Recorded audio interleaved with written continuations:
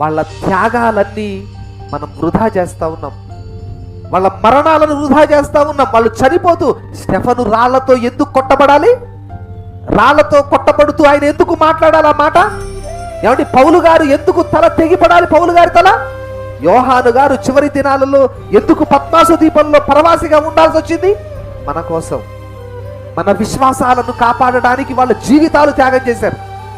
మన విశ్వాసాలను మనం కాపాడుకోవడానికి వాళ్ళ బ్రతుకుల్ని త్యాగం చేశారు.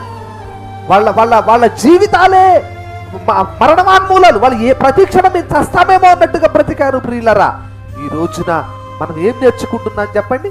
మనం సంఘానికి రాము, వాక్యానికి రాము, దేవుడి పనికి రాము, దేనికి రాము. కానీ చనిపోతే మాత్రం వెనకాల ఒక స్ట్రేచర్ పెడతారు. మంచి పోరాటము పోరాడి తిని, పరుగు కడ ముట్టించి తిని, నా విశ్వాసమును కాపాడుకుంటుని అని వెనకాల ఒక స్లోగన్ పెడతారు.